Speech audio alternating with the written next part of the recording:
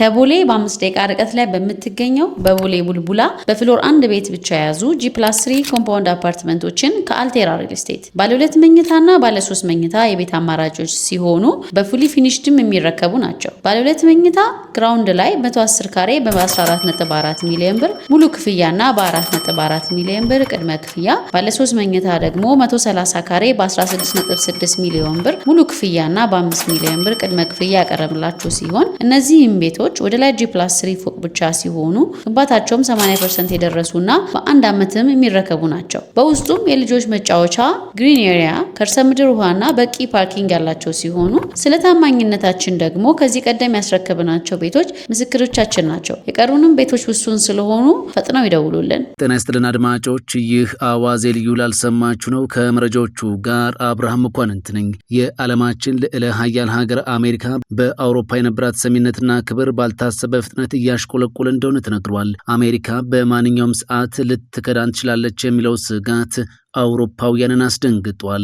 በቅርቡ ይፋ የሆነ አንድ እጅግ አሳሳቢ የጥናት ውጤት እንደሚያሳየው አሜሪካን እንደ እውነተኛ አጋር የሚያዩ አውሮፓውያን ቁጥር ወደ 11 በመቶ ወርዷል። አውሮፓውያን ከአሜሪካ የጦር መሳሪያ ከመግዛት ይልቅ የራሳቸውን ጦር በቢሊዮን ዶላሮች ለመገንባት ዝግጅት ጀምረዋልም ተብሏል። ጉዳዩ እጅግ መነጋገሪያ ሆኗል።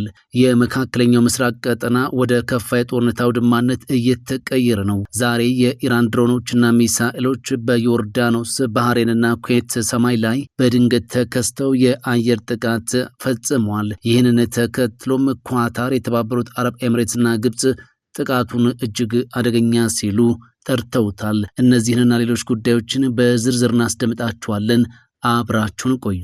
ኳታር፣ የተባበሩት አረብ ኤምሬትስና ግብጽ ዛሬ በዮርዳኖስ ባህሬንና ኩዌት ላይ የተሰነዘረውን የኢራን ጥቃት አውግዘዋል። ጥቃቱም አደገኛ መባባስና የሶስቱ አገራት ሉዓላዊነትና የግዛት አንድነት መጣስ ነው ሲሉ ገልጸውታል። በቀጠናው ባሉ ከአሜሪካ ጋር ግንኙነት ባላቸው ኢላማዎች ላይ የኢራን ጥቃቶች በተሰነዘሩበት ወቅት ኩዌት፣ ባህሬንና ዮርዳኖስ የድሮን መክሸፎችን፣ የአየር ጥቃት ማስጠንቀቂያ ሳይረኖችንና የሚሳኤል መቃወሚያዎችን ሪፖርት አድርገዋል። ኳታር በውጭ ጉዳይ ሚኒስቴሯ በኩል ጥቃቱን የእነዚህን መንግስታት ሉዓላዊነት በግልጽ መጣስና የዓለም አቀፍ ሕግጋትን በደፈነው መጣስ በማለት ገልጸዋለች። የኳታር ውጭ ጉዳይ ሚኒስቴር ቀጠናውን ከነዚህ ያለ አግባብ ከተሰነዘሩ ጥቃቶች መዘዝ የመታደግን አስፈላጊነት እንዲሁም በቀጠናዊና በዓለም አቀፍ ደረጃ ደህንነትና መረጋጋትን ለመመለስ ውጥረቱን ለማርገብ መስራት አስፈላጊ መሆኑን ያጎላልም ብለዋል። ይህ በእንዲህ እንዳለ የኩዌት ውጭ ጉዳይ ሚኒስቴር የቅርብ ጊዜዎቹ ጥቃቶች የኩዌትን ሉዓላዊነትና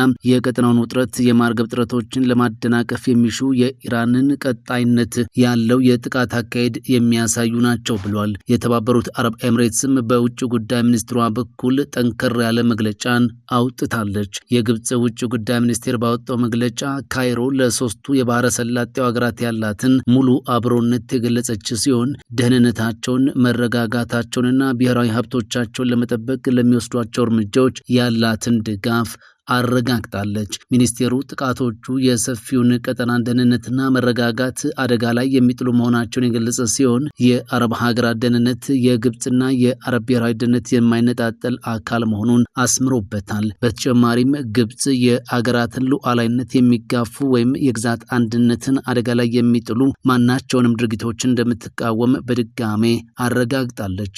የቀጠናውን መረጋጋት ለመጠበቅ ውጥረቱ እንዲረግብና ዓለም አቀፍ ሕጎችን እንዲከበሩም ጥሪዋን አሰምታለች። አሜሪካን እንደ ታማኝ አጋር የሚያዩ አውሮፓውያን ቁጥር ወደ 11 ከመቶ አሽቆለቆለም። የአውሮፓ የውጭ ግንኙነት ምክር ቤት ዛሬ ይፋ ባደረገው አዲስ የህዝብ አስተያየት ጥናት መሰረት በ15 የአውሮፓ ሀገራት ውስጥ አሜሪካን እንደ እውነተኛ የጥቅም አጋር አድርጎ የሚመለከት ህዝብ 11 ከመቶ ብቻ መሆኑ ተረጋግጧል። ይህ ቁጥር ከ6 ወራት በፊት ከነበረበት 11 ከመቶ እንዲሁም በኖቬምበር 2024 ከነበረበት 22 ከመቶ ጋር ሲነጻጸር በከፍተኛ ሁኔታ የቀነሰ ያነሰና በታሪክ እጅግ ዝቅተኛው የተመዘገበ የቅቡልነት ደረጃ ነው ተብሏል። የቡድን ሰባትና የኔቶ መሪዎች ጉባኤ ከመካሄዱ አስቀድሞ ይፋ የሆነው ይህ ጥናት አውሮፓውያን በዋሽንግተን የደህንነት ዋስትና ላይ ያላቸው እምነት መሸርሸሩን በግልጽ ይጠቁማል። በጥናቱ ከተካተቱት ሀገራት መካከል አብዛኛው ሕዝብ ጥቃት ቢሰነዘርብን አሜሪካ ከጎናችን ትቆማለች የሚል እምነት እንደሌለው ገልጿል። የጥናቱ ውጤት አውሮፓውያን በራሳቸው የመከላከያ አቅም ላይ እንዲያተኩሩም አመላክቷል።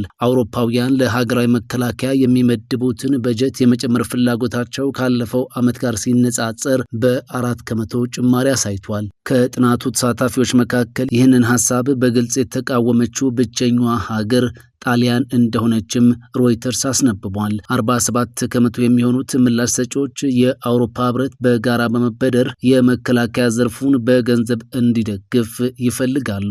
ከፍተኛው ድጋፍ የተመዘገበው በፖርቹጋል ሲሆን 59% ነው። ዴንማርክ 56%፣ እንዲሁም ኔዘርላንድስ 55%። አብዛኞቹ አውሮፓውያን ከአሜሪካ የሚገዙትን የጦር መሳሪያ በመቀነስ በአውሮፓ ምርቶች መተካት እንዳለበት ያምናሉ። ዴንማርክ፣ ኔዘርላንድስ እና ስዊድን የአውሮፓን ምርት እንግዛ ለሚለው ሀሳብ ከፍተኛ ድጋፍ መስጠታቸውም ተነግሯል። ከአውሮፓ ሀገራት መካከል የአሜሪካ የጦር መሳሪያ ግዢ እንዲጨምር በብቸኝነት አብላጫ ድምፅ የሰጠችው ፖላንድ ናትም ተብሏል። ጀርመን፣ ጣሊያንና ሃንጋሪ ግን በዚህ ጉዳይ ላይ ከፍተኛ መከፋፈል ታይቶባቸዋል ተብሏል። የመከላከያ በጀትን ለመጨመር ሲባል ለህዝብ አገልግሎት የሚውለውን የሀገር ውስጥ ወጪ መቀነስን በከፍተኛ ሁኔታ የተቃወሙትን ሀገራት ስንመለከት ደግሞ ጣሊያን 63 ከመቶ፣ ኦስትሪያ 59 ከመቶና ጀርመን 56 ከመቶ ናቸው። አብዛኞቹ ምላሽ ሰጪዎች ዩክሬንን እንደ አጋር መመልከታቸውን ቢቀጥሉም ከጦርነቱ በኋላ የሰላም አስከባሪ ጦር ወደ ዩክሬን ስለመላክና የአውሮፓ ህብረትን ወደ ምስራቅ ስለማስፋፋት ባለው ሀሳብ ላይ ግን ስምምነት የለም። ከቡልጋሪያ በስተቀር በሁሉም ሀገራት ያሉ አብዛኞቹ ተሳታፊዎች የአሜሪካው ፕሬዝዳንት ዶናልድ ትራምፕ ከስልጣን ሲለቁ በአሜሪካና በአውሮፓ መካከል ያለው ግንኙነት እንደሚሻሻል ያምናሉ። ኢራን ድርድሩን በማጓተቷ ዋጋ ትከፍላለች ሲሉ ትራምፕ አስጠነቀቁም። ፕሬዚዳንት ዶናልድ ትራምፕ ኢራን ድርድሩን በጣም በማጓተቷ አሁን ዋጋውን ትከፍላለች ሲሉ ማስጠንቀቂያቸውን አሰምቷል። የኢራን ጦር ተዳክሟል፣ የባህር ኃይልና የአየር ኃይላቸው አለ ለማለት አያስደፍርም፣ ሙሉ በሙሉ ወድቀዋል በማለት በትሩዝ ሶሻል የማህበራዊ ሚዲያ ገጻቸው አጋርተዋል። ፕሬዚዳንት ትራምፕ አክለውም ኢራን ታወራለች እንጂ ምንም አትከውንም፣ የመካከለኛው ምስራቅ ጉልበተኛ ሞታለችም ብለዋል። እነሱን የሚጠቅም ስምምነት ላይ ለመድረስ ለድርድር በጣም ረጅም ጊዜ ወስደዋል፣ አሁን ዋጋውን ይከፍላሉ በማለትም አስጠንቅቀዋል። ኢራን በባህረ ሰላጤው ሀገራት ውስጥ የሚገኙ የአሜሪካ ጦር ሰፈሮችን ኢላማ እንደምታደርግ አስጠንቅቃለች። ኢራን የአሜሪካን ሄሊኮፕተር መታመጣሏን ተከትሎ ዋሽንግተን የአጸፋ እርምጃ መውሰዷ ይታወቃል።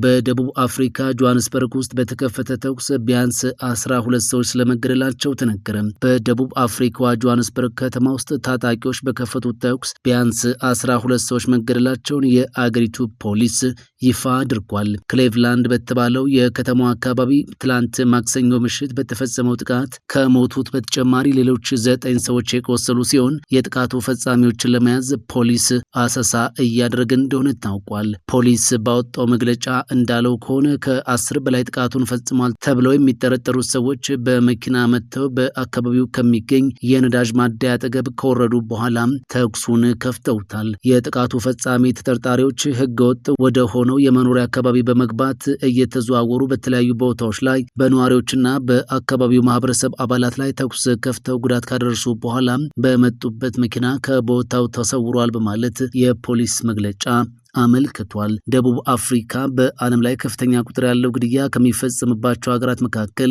አንዷ መሆኗ ይታወቃል። በአማካኝ በቀን ወደ 60 የሚጠጉ ሰዎች ይገደሉባታልም ይባላል። ላይ በምትገኘው በቦሌ ቡልቡላ በፍሎር 1 ቤት ብቻ የያዙ G+3 ኮምፓውንድ አፓርትመንቶችን ከአልቴራ ሪል ስቴት ባለ 2 መኝታና ባለ 3 መኝታ የቤት አማራጮች ሲሆኑ በፉሊ ፊኒሽድም የሚረከቡ ናቸው። ባለ 2 መኝታ ግራውንድ ላይ 110 ካሬ በ14.4 ሚሊዮን ብር ሙሉ ክፍያና በ4.4 ሚሊዮን ብር ቅድመ ክፍያ፣ ባለ 3 መኝታ ደግሞ 130 ካሬ በ16.6 ሚሊዮን ብር ሙሉ ክፍያና በ5 ሚሊዮን ብር ቅድመ ክፍያ ያቀረብላችሁ ሲሆን እነዚህም ቤቶች ወደ ላይ G+3 ፎቅ ብቻ ሲሆኑ ግንባታቸውም 80% የደረሱና በአንድ ዓመትም የሚረከቡ ናቸው። በውስጡም የልጆች መጫወቻ፣ ግሪን ኤሪያ፣ ከርሰ ምድር ውሃና በቂ ፓርኪንግ ያላቸው ሲሆኑ ስለ ታማኝነታችን ደግሞ ከዚህ ቀደም ያስረከብናቸው ቤቶች ምስክሮቻችን ናቸው። የቀሩንም ቤቶች ውሱን ስለሆኑ ፈጥነው ይደውሉልን። ፈጣን ያልተሰሙ መረጃዎችንና ትኩስ የኪነ ጥበብ ዜናዎችን ለማግኘት